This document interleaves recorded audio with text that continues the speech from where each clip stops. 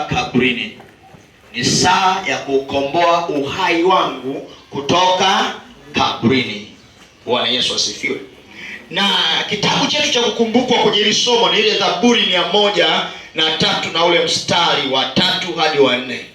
Zaburi 103 ule mstari wa 3 hadi mstari wa 4, ambao huo mstari, hiyo mstari inatupa vitu vitatu vya msingi au vinne vya msingi. Cha kwanza anasema akusamehe maovu yako yote. Cha pili anasema akuponya magonjwa yako yote. Cha tatu anasema aukomboa uhai wako na kaburi. Sema amen.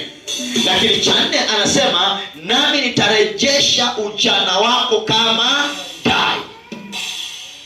Kwa hiyo ili ukombolewe lazima kuwe na mambo haya msingi mawili yatangulie. Jambo la kwanza ni msamaha. Panapo msamaha ndipo panatolewa cheti cha uponyaji.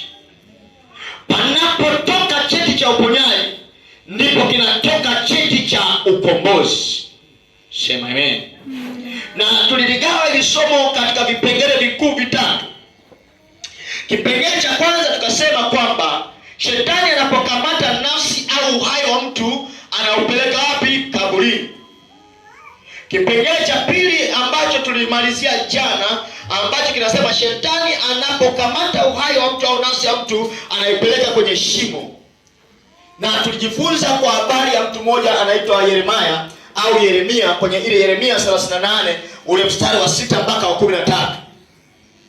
Tukaona Yeremia alipokamatwa akatupwa kwenye shimo lisilokuwa na maji, shimo ambalo lilikuwa linamilikiwa na Malkia ambaye ni mtoto wa mfalme, na kwenye hilo shimo palikuwa na walinzi walikuwa wanalinda ili pasiwe na mtu yoyote mwenye kuja kumwokoa Yeremia. Amen. Lakini jana tulimalizia kwenye kitabu kile cha Daniel sura ya 6 kuanzia ule mstari wa 16 mpaka 24. Tuliona jinsi gani Daniel alipoenda kutupwa kwenye tundu la simba, na mfalme akakosa usingizi. Kwa sababu gani? Alimkamata mtu ambaye ni mtakatifu wa Bwana. Sema amen. Lakini leo tutaenda kwenye kipengele cha tatu, ambacho kwamba shetani anapokamata nafsi ya mtu au anapokamata uhai wa mtu anaupeleka kuzimu. Kuzimu. Sema amen. Anaupeleka hapo. Fadhali na wewe ambulia hapa. Na wewe ambulia hapa. Hatuwezi kurudi kule nyuma sana, muda haututoshi kwa sababu nataka tufanye maombi.